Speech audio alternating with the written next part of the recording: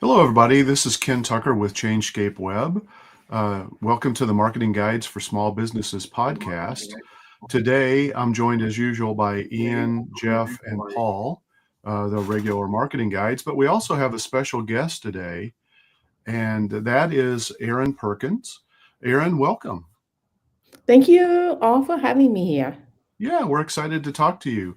We're going to be talking today about how you can attract more customers with accessibility marketing. Erin, before we get into our questions for you, would you like to be able to talk a little bit about yourself and what you do and a little bit about your company? Sure. So I'm Erin Perkins. I'm the CEO of Mabel EQ, and Mabel EQ is a business that teaches businesses how to be accessible in the business beyond just a website. The reason why I do what I do is because I am deafblind. Just by looking at me, none of you would be able to tell because I'm online. I have access to using captioning, but my vision, I have about 40 degrees vision, so I would not be able to see someone sitting next to me.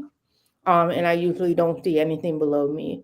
And my hearing, I was born deaf. I wear a hearing aid and cochlear implant, but my parents made sure I had access to language, speech therapy, sign language, all the things. So I do recognize I have the privilege of being able to speak. And there are a lot of deaf people out there that cannot speak just because they weren't given that access. So I do what I do because I really believe that we all at one point will become disabled in your life, and access is really important.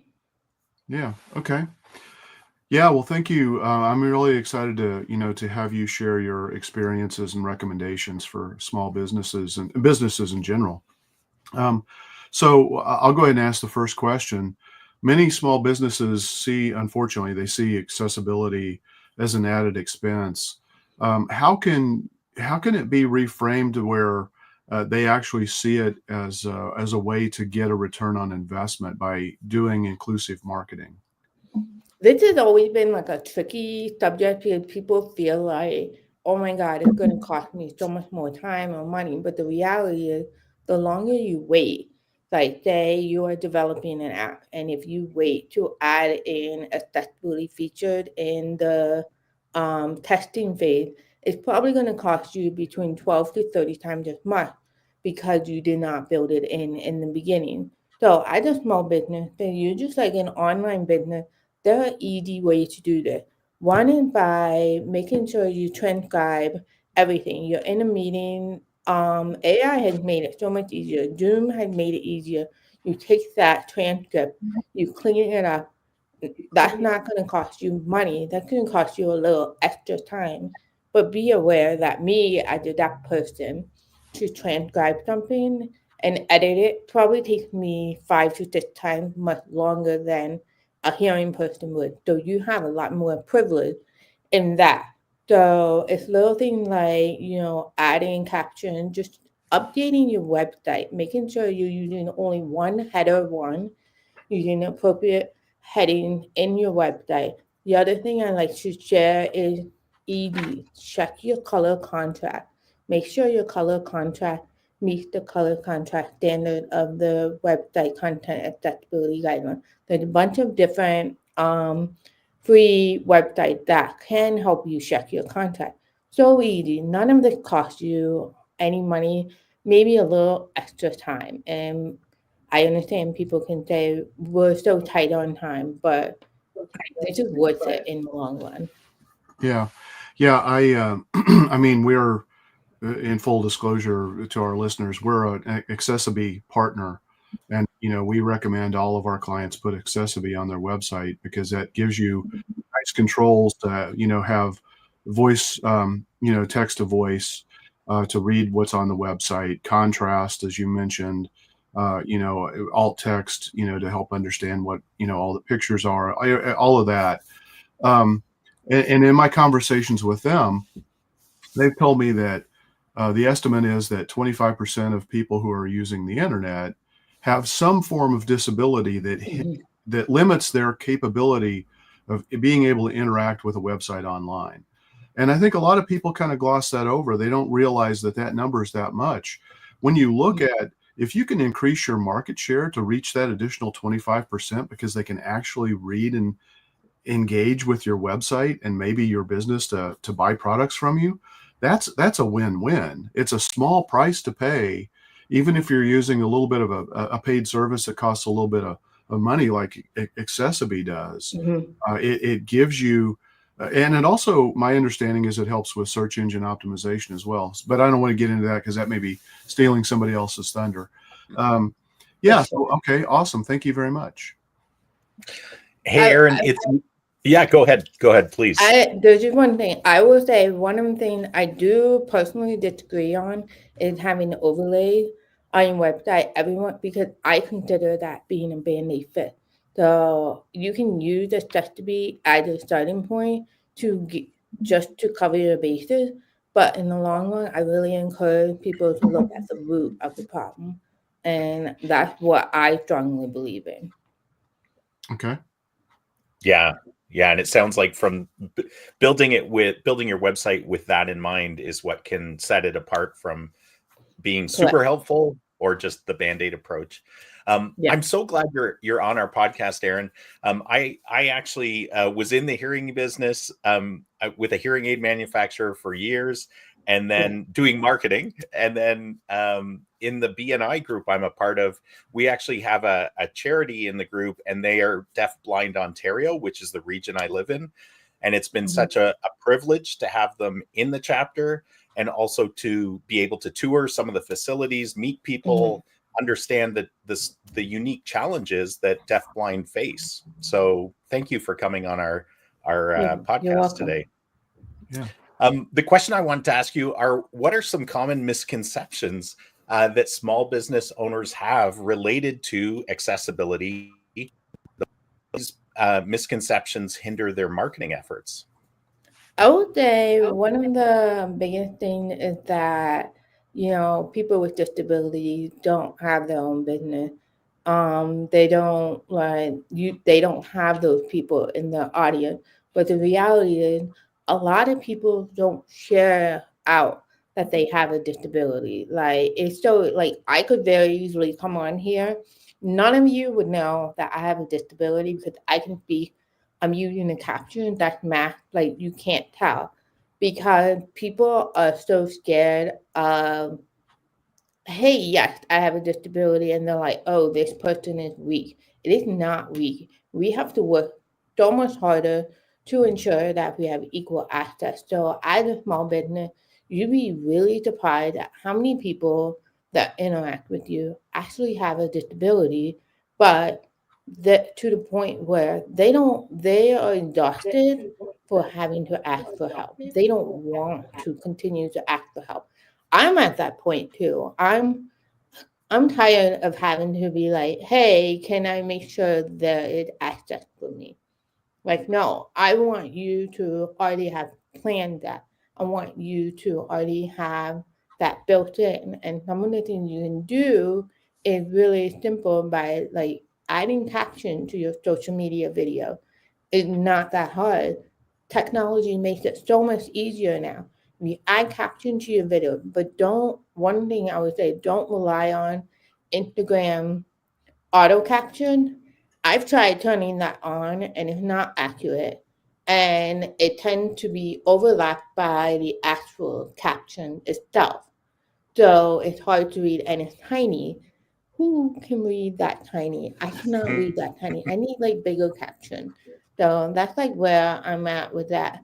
Making those little tweaks and changes, it's not just for people with disabilities. It's also for, maybe people who are moms and they're breastfeeding their kid and they don't want to put headphones on or they can't get to headphones.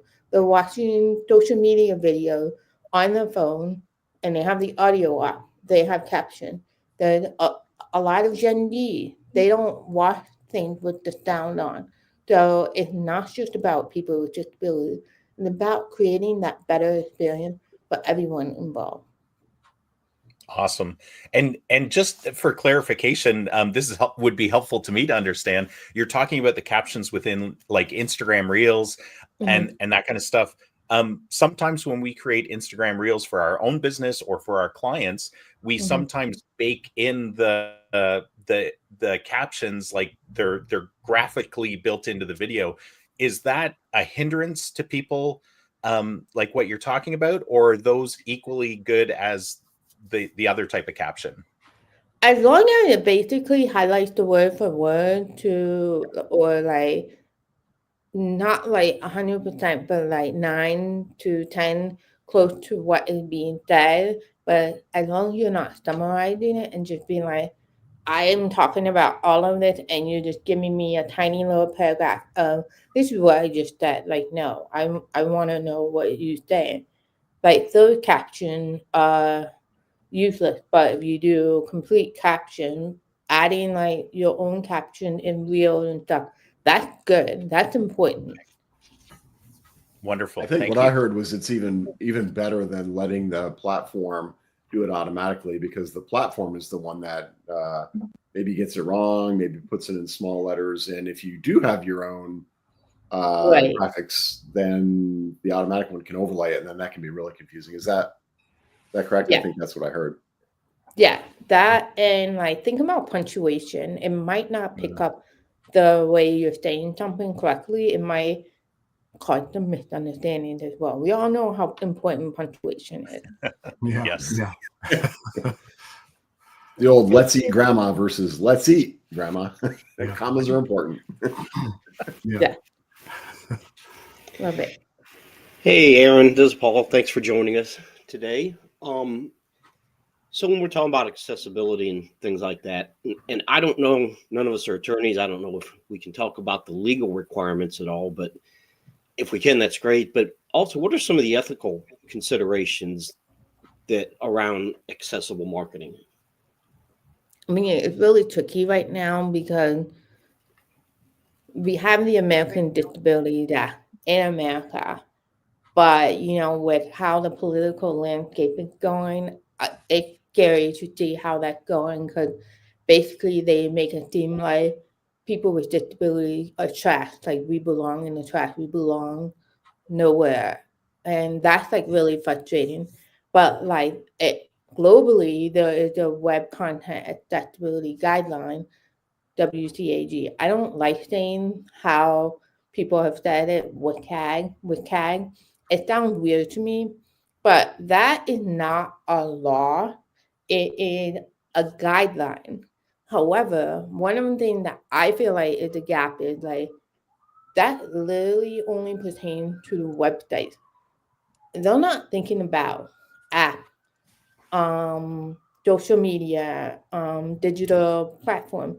So it's like me trying to teach people, you need to take what they apply on the web content accessibility guideline and still apply it to all the other aspects of your business, which is how I teach my framework is like your entire business, your social media, your podcast, your event, whether you do it online, in person, your branding, email marketing, all of those things you need to take into account. So that's why I go beyond just your website because it's not just the website that people interact with you. People might find you on social media first, or they might find you at an event first. Like, what's that experience like? So when you think about the legality of it, that's like tricky because the web content accessibility guideline is a highly followed guideline across the world. It's not just in the United States. So that is something that people should consider. But ethically, like I think if you wanna include all people, you should just do it. Not that hard. Yeah. So, Erin, this is Jeff. We've talked about some of the statistics, the broader markets that can open up, the legal considerations versus the ethical considerations. And that's all great and important. But, what really at the end of the day sells things to people a lot of times is the stories around it. So do you have any compelling stories of how a business that successfully implemented accessible marketing has seen positive results?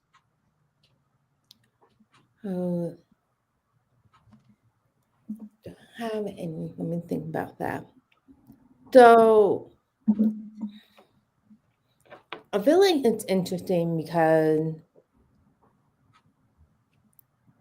a lot of times people tend to, oh, here's a really great example. The Grammys just happened a couple of days ago. And people are raving about how some of the actors brought on interpreters. But we need to understand that it was not the actor or the music artist that brought the interpreter. It was the venue that took action and said, here, we're going to bring in a team of interpreters. Now, when the artists come up, they have a choice to bring the interpreter with them. So it's like having that, like seeing that they're looking beyond that, you having caption on TV, because not all deaf people have that same language. Understanding English caption versus American Sign Language.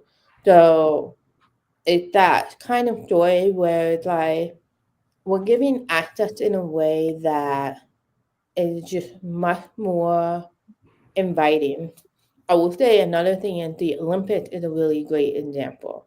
The Olympics tend to share different stories, especially the Special Olympics, of how they can pull together, families and athletes that can actually achieve, but also not making it seem like a pity story. That's like where we have to find that fine line is if you are telling somebody's story about I'm giving access to something, you you don't want to make it seem like that person's weak, but at the same time, you don't want to glorify it. So you have to find that balance between the two.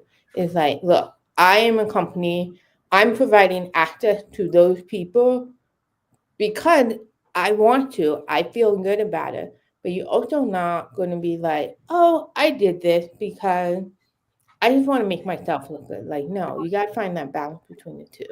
And I think that's what a lot of companies do struggle with. We want it to look past just being a check box that you checked off. Mm-hmm. So, Erin, one of the things that I did a long, long time ago when I was in college, I was in the student senate, and I was tasked to go around our campus and evaluate it for accessibility, just in terms of common use things. Everything from, are the buttons convenient for somebody in a wheelchair to be able to press on an Mhm. elevator? And we all know, about ramps and things like that because we see those more Yeah. frequently. But, we also talk about, if you have a brick and mortar business where people come to your place of business, a clothing boutique, for example, there are things that you can do physically in the store as well to make it more accessible. Um, so I mean, it doesn't just pertain to the digital world, websites, social media, email Right. marketing. It's also your physical space and Mhm. the marketing capabilities that your physical space gives you. So I think that that's an important consideration as well. Yeah, for Yeah, sure. I mean, the reason why I talk more about digital accessibility is because the physical aspect is embedded in the American Disabilities Act. And I think right, it's also the same for Canada as well. They have a different name for it, but it is embedded in that because but we're trying to make sure that extend to the digital aspect because I don't know if anybody remember the Domino Pizza lawsuit. I feel like I hear someone talking. No, I'm not familiar with that one. yeah, All right, so Domino Pizza, somebody was trying to access the app, but because they were blind, they had trouble accessing the app. Domino Pizza said, well, we have a store, you can just come in and get pizza. And that person like, I need the app because one, I can't drive, it's just like levels of access. right, So the reality was for them that lawsuit went all the way up to the Supreme Court. And the Supreme Court basically said if you have a brick and mortar company, it pertain to your digital asset.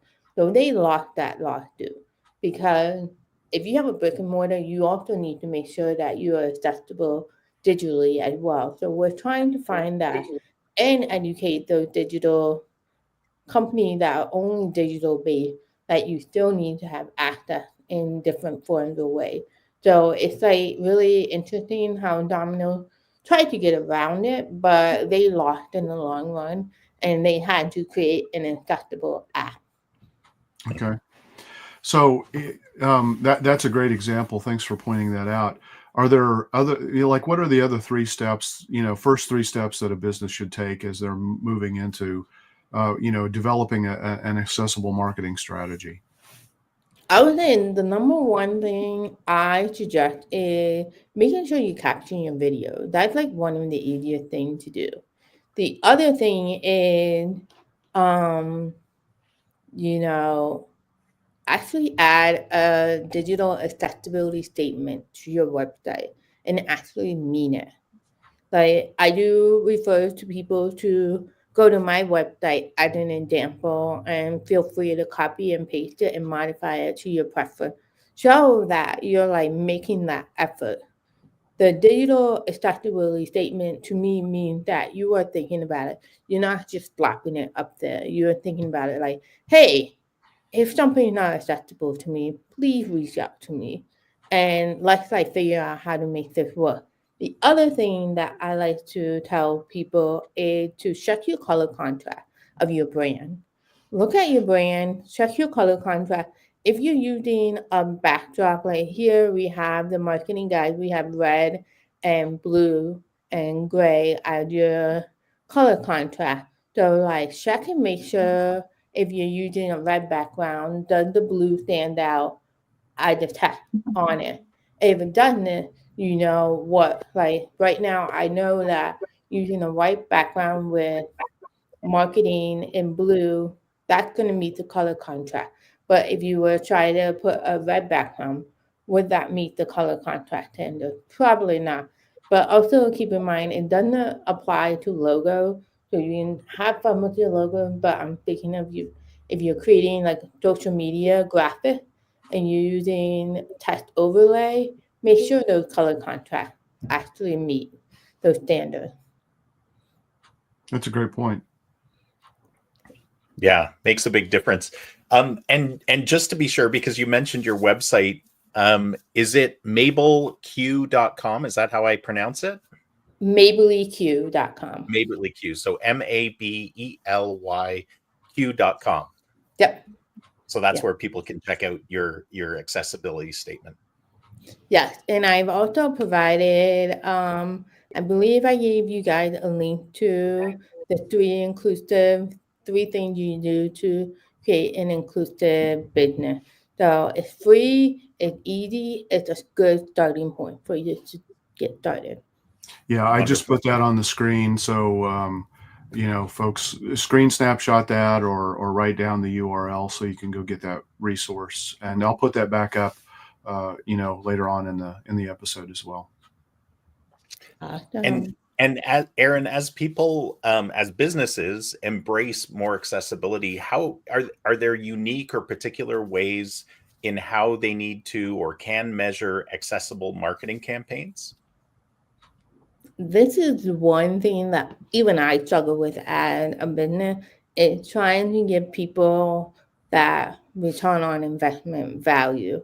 It's hard to quantify that in a number, and I acknowledge it and I show it, but I feel like even just by utilizing transcript, you you're gonna get so much value out of it because you can use a transcript as a blog, repurpose it into a social media post, repurpose it into email marketing. So it's like using that and seeing that as advantage of being able to repurpose things in different ways. That's where I can see the value because it's gonna save you time because you have so much content from this one podcast episode and you're gonna be able to repurpose it in 4 different ways at least. Yeah. Yeah. we love what you're saying, because we all talk about repurposing content in exactly the way you're talking about. It just Like, makes so don't much. reinvent the wheel constantly. Don't feel like you have to. Like, repurpose what you've already have and utilize it that way. Yeah, absolutely.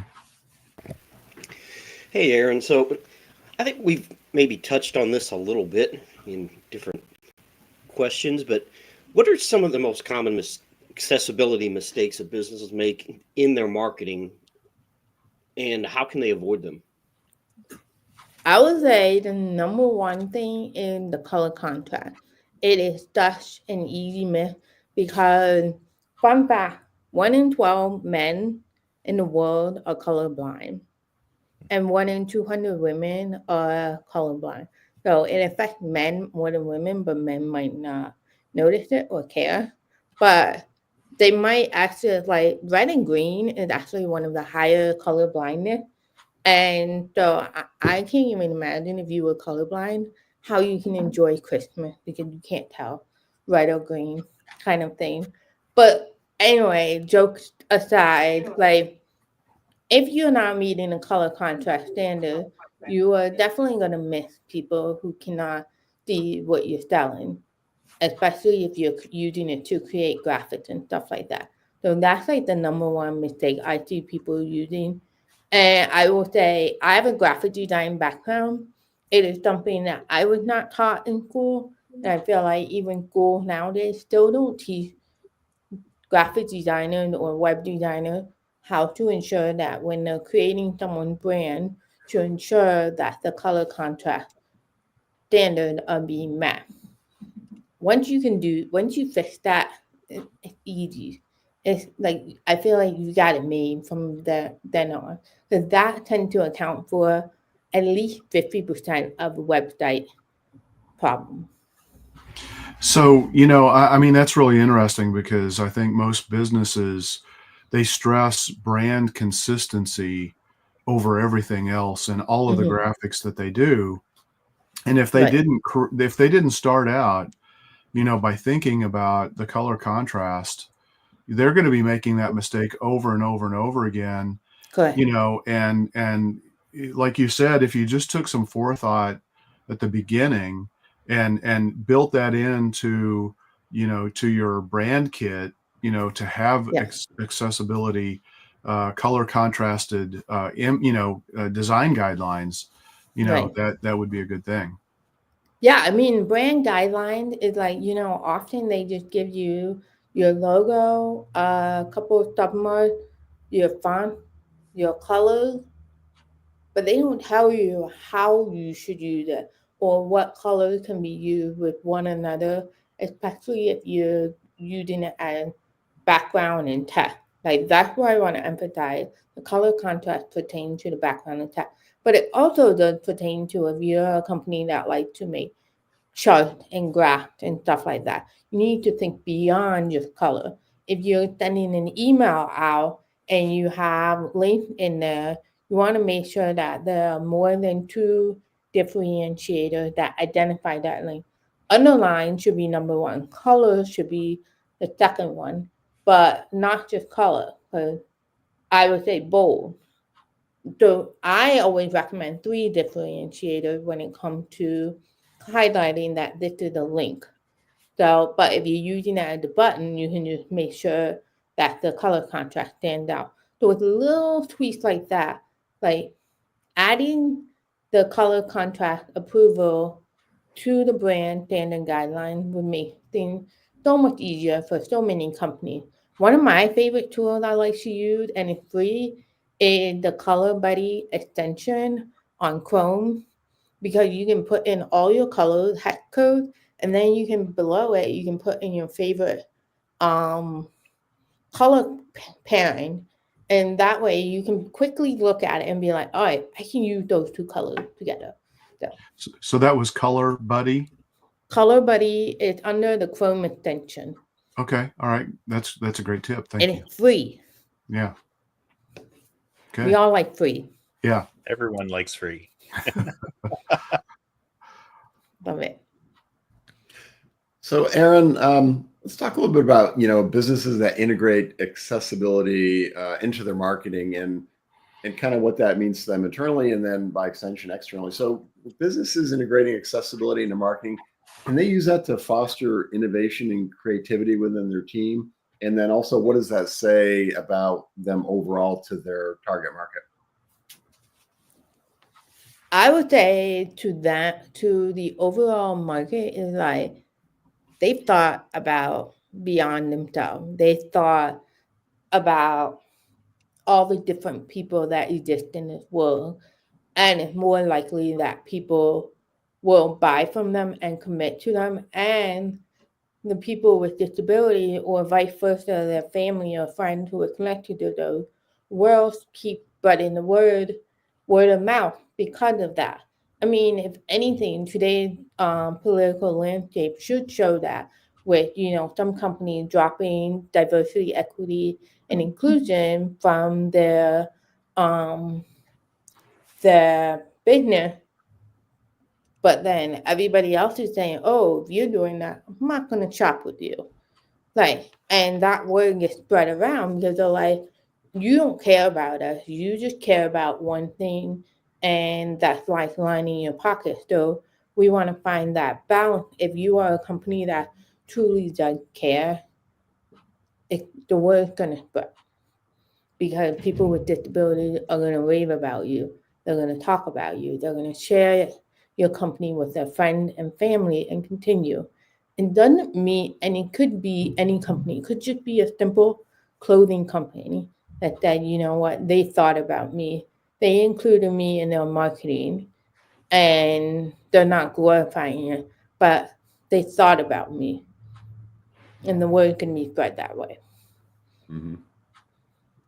Yeah, I mean, one of the things that we talk about is, as a business, it's not about you and your business, it's about your customer, and you've got to focus Right. on the customer and what's important to them. And not, and it's easy to fall into this trap. I mean, all businesses are have at one point in time or another have fallen into the trap of writing more about them and how they want to project out into the Mhm. world instead of really, um, what are the problems that their customers have? What solutions are they looking for? What do they Mhm. need to see to develop that know, like, and trust about the business? So your insights are really, really helpful. Yeah, I mean, like I can think about I'm a fan of Shark Tank, and I know a lot of these businesses do create products or services because they saw a problem that they had. But like as you grow your business, you're gonna have to start thinking about your customer, not like how you would want to function. So it's definitely a very hard balance to find, be like, but this is what I want. Like, I know I have that problem. It's like, I hate long sales pages. I'm like, just tell me what you're selling and I'll decide right then and there. But there are other people that need, like, testimonial. They need the fluff. And so it's like finding that balance of like, all right, I know this is what my customers need. It's not about me, it's about them. Yeah. And you mentioned the current political landscape a couple of times, and without getting too political, I saw a great opinion piece yesterday that said we should stop talking about DEI and spell it out. It's diversity, equity, inclusion, and really, from a business owner's point of view, you want to reach as broad a market as possible, right? That's a diverse market. You want to have something that brings everybody in your target market in to want to do business with you. That's inclusion. So this isn't necessarily bad. These are all good things we should, as businesses, strive to maintain and kind of take the politics of the day out of it, if you will, and let it be, talking points, whatever side of that you're on. But from a business point of view, Mhm. think about it in terms of your target market and who you're trying to attract and what you're offering them. And that becomes, Yeah. relatively simple. And then, Like we're all human. We all don't function exactly the same way. We all have our own thoughts and opinion. We all thought exactly the same. The world would be a very boring place.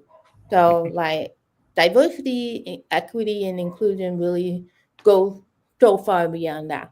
And I can't separate my business from the political stuff because it literally goes hand in hand. And if that goes down, I lose my business. So that's why I feel like I strongly need to share my perspective about it. Mhm. So, Erin, you mentioned that Chrome extension, what Color Buddy, I think it was. Mhm. So, what are some other tools and resources that businesses can use to help them implement accessibility into their marketing practices? So color buddy is one extension. There are a bunch of other color contrast. So color buddy is more of like an extension just so you can have quick access to your brand. But there are several other color contrast tools that basically tell you what color you can use together. So one is let me quickly look. In the accessible brand color by Use All Five, there is a colorblind web. I can share the link with you in an email. A Okay. colorblind web page filter testing tool. The other extension that I actually like as well is the heading map extension. And basically, what it does is you click on it and it'll tell you how your headings are set up on your website to make sure that you have your website set up correctly. All of this stuff is free. It doesn't cost you any money. That's what I'm saying. Is like there are tools out there that can be free. It's not going to cost you a lot of money. It just might cost you a little bit of time and money to fix it. Yeah, when you if you provide us those resources, we'll include those in the show notes and the description of this podcast episode as well. All right, awesome. So, Erin, if we look ahead a little bit, what are some of the emerging trends in accessible marketing that businesses should be aware of if they're forward thinking and want to plan ahead? I would say actually providing if you have a podcast, providing your own transcript rather than relying on like Apple, because Apple is not the only podcast platform out there that auto transcribe the transcript for you. Because if you look at it from my perspective and you just read the transcript, you would not be able to read your own transcript because you would not know who's talking.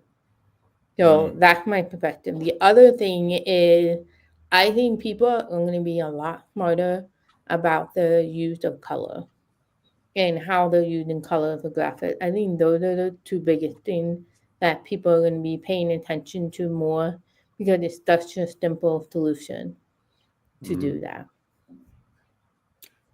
That just triggered an interesting thought. We see these color trends that for a while it was the pastels and then the primary colors. We see these color trends changing from time to time. How cool would it be if specific color palettes that were very accessible, became a current trend? Yeah, so like Pantone, all the paint brands, like, hey, reach out to me. We should talk about creating a color accessible palette for everybody. Yeah. There you go. Yeah. I'll see if I can get some contacts from Sherwin-Williams to reach out to you. Yeah, for sure. I love it. Love it. So, Erin, let's see. You talked a lot about, just, that it's beyond just websites, it's social media marketing. And you've talked about, like making sure you've got captions on videos and doing your own captioning, not relying on the tools to create the captions. Are there, and then also the color contrasting when you're creating infographics or graphics, any other thoughts in regard to social media marketing that businesses can do to make it more inclusive and make it easier for everybody to be able to see what they're posting?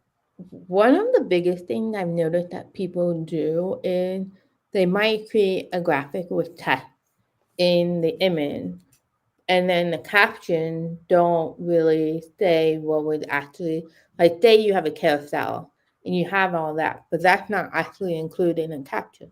And you likely probably haven't added alt text, but alt text only had a limited number of characters.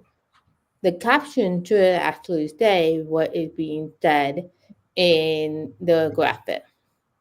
It might feel repetitive to you, but if you're a screen reader user, you can't see the graphic. So you are missing out on those people who actually use screen readers and want your information, but because you've disregarded adding that information in the caption, you've lost out on that person.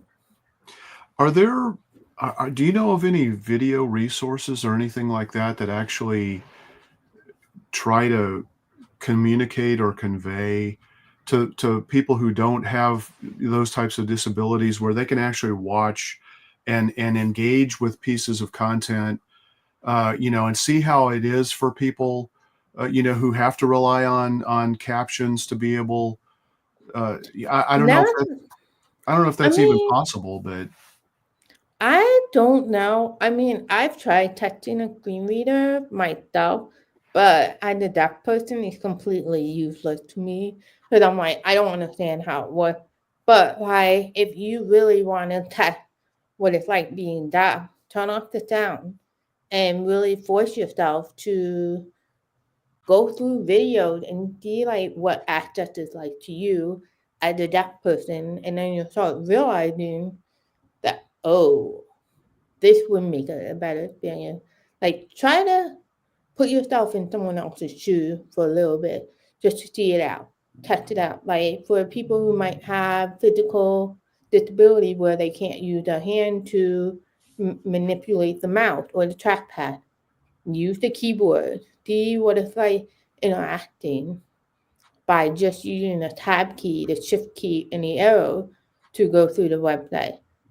I think you'll start seeing little things of like, oh, we need to change it because it's so much more work for that person.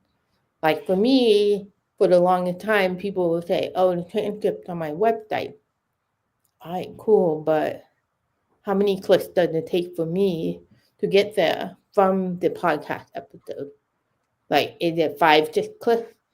It should not be 5 or 6 clicks. It should be 1 or 2 clicks to get to that transcript. So, in thinking about what if like any other person's shoe, that's what I encourage you to do. okay. Yeah. Erin, you a little while ago you talked about email and some accessibility things we can do Mhm. within our emails. And email's such a powerful tool from a marketing perspective, because people have, hopefully we're not cold emailing people and spamming Yeah. them, but that's not what we talk about usually. It's more about people that have invited us into their world by subscribing to our lists or being our customers. So when we're thinking about accessibility in relation to that, you talked about making links more descriptive. You talked about higher contrast. Mhm. Are there other things, like you mentioned alt text for images when you were talking about websites? And Yeah. I know a lot of tools allow us to do that for emails. Yeah. Should we be doing that? And also, what else should we be doing? So alt text for images is great. I know people struggle with writing alt text. It's not easy. I struggle with it too because you want to make sure you're providing the right amount of information without giving too much information. I like trying to find that balance. But there's an app within ChatGPT that is called She Knows Alt Text, and that is like really helpful to give you a starting point. So that is one thing. The other thing is give people the option of either having a regular email with images and graphics all of that, and text only email. So I've had people who are neurodivergent reach out to me and say that me adding GIFs or images is very hard for them. Mm. So I've given them that option to opt in to only text email. Yes, it means you have to create 2 emails, but if people end up liking the text version more, maybe that's a little less work for you. Yes. Yeah. One of the questions that occurs to me is we love making things with bold, bright colors and making emails look highly engaging. And sometimes, especially now with like light and dark modes on computers, You can't we like control to that. do reverse text. Is Yeah. reverse text harder than black on white type text, high contrast, or what would you say in relation to that? Sorry, my dog got really excited. Coda. Shh. We're a dog friendly podcast here. All right, cool. Like she just like barking because something distracted her. Anyway, so the one thing that I will say, I wish more email platforms out there would take into consideration and allowing, because right now they allow you to switch from computer view mode to mobile mode, which is great. But like, can they add that where you can look at what it looks like in light mode and dark mode and make changes there? That would be amazing because you can't control how someone wants to view things. Some people I know prefer dark mode all the way. Other people prefer light mode. I'm like, my computer can pick. So Yeah. Yeah. So I think that's something you can't control what that Yeah. person. But like for my email, you put on the top that this email is best viewed in light mode, so that Okay. people know. So that can be like an added thing that if you feel like every email you design is best in dark mode, tell your audience that. Let them know so they can be like, all right, let me switch over to that mode. Yeah, that's a great point. That's a great tip. Thanks. Erin, you mentioned neurodivergent a second ago, and we've been talking a lot about color and color contrast and screen readers. But yeah, that brings up the things like motion on websites, or I have one client who didn't want any motion at all on the website. It just drove her crazy, and that kind of opened my eyes to there's a segment of the population that totally distracts them and gets them off of your message. Are there any generalities? I know we're starting to run short on time, but anything in general for dyslexic, neurodivergent, ADHD, any of that segment of the population that we should be aware of? I wish that the gift you could control it, like to the point where you can push pause and it not keep going and over again. So email platforms out there, if you are listening, that might be another thing you would want to consider. So, right, I got ideas for a lot of these things to give that control to people because I personally love my gift. So, but yeah, that is something you do want to take into consideration if you know you might draw more neurodivergent people to your audience by giving them that option to be able to turn things off or exit out. Because sometimes they will just turn off all images on the website so they won't see anything, any images and just text only. So that's something to think about. Yeah, it kind of goes back to just because you, me, somebody, the person who owns it likes it doesn't mean everybody does. It doesn't mean it's appropriate for everyone. I think a lot of those options and controls are great. That's one of the things. I know they're not perfect. That's one of the things some of the, at least in the website world, some of the plugins can help a lot with being able to change, fonts even for fonts that are more friendly for the neurodivergent population. Yeah. Yeah, there's a lot to think about. You've really opened our eyes and hopefully our podcast listeners' eyes about a lot of it. And like you said, it's think about it and plan it in. It's a lot easier than if after the fact you go, oh, I got all this stuff I got to figure out. Yeah. But one of the things I do want to let people know, all your listeners know, is I teach progress, not perfection. I'm not telling you to go back and fix every video, every social media, every podcast episode you've done. What I do tell you and want you to do is start now. Pick one thing from the free reader I've shared with you. Pick one thing hey, I'm going to work on this right now and do that. Do it well. Then move on to the next thing. Don't because I do not want you to feel overwhelmed. It can very easily feel very overwhelming with everything I shared here today. But I don't want that to happen to anybody. I want you to take one thing at a time and know that you're making progress toward being a better business overall. Yeah, that's awesome. Thanks so much, Erin. I mean, I put the resource that you're making available back on the screen for everybody. And again, we'll put this in the show notes, and also, anywhere where where this podcast is published to. Thanks so much for your time. I mean, this has been really fantastic. I agree with you that this is something that's important for everybody. Disabilities aren't things that you always can see and tell that people have a disability. So don't be fooled by just what you see in appearance wise, as you pointed out earlier. At the very beginning. With all that we've talked about so far, is there anything else that you want our listeners and viewers to know? And also, just again, if you can let everybody know how they can contact you and find out more about your business, that would be fantastic. So there's lots of different ways that people can work with me. I try to provide different ways so that it doesn't feel overwhelming at first. Like you can do the DIY, do it yourself, successful course, and then do an add-on of a strategy section where we can help you map out where to start and go from there.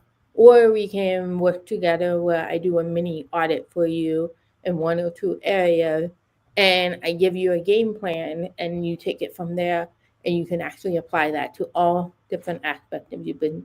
So there's lots of different ways you can work with me. All of that information on my website. If you're not sure, you can always sign up for a discovery call with me.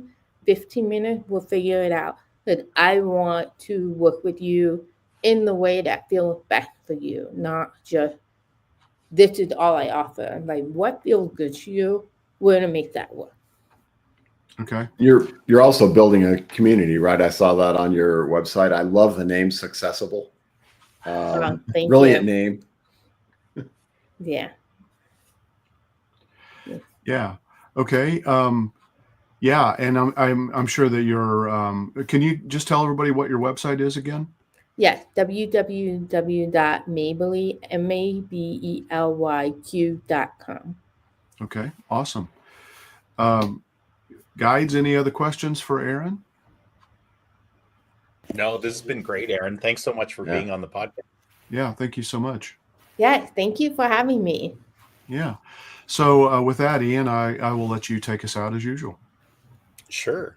So thanks again, Erin, for sharing your wisdom and advice in this important topic. And to all our listeners and viewers, keep calm and mark it on, folks.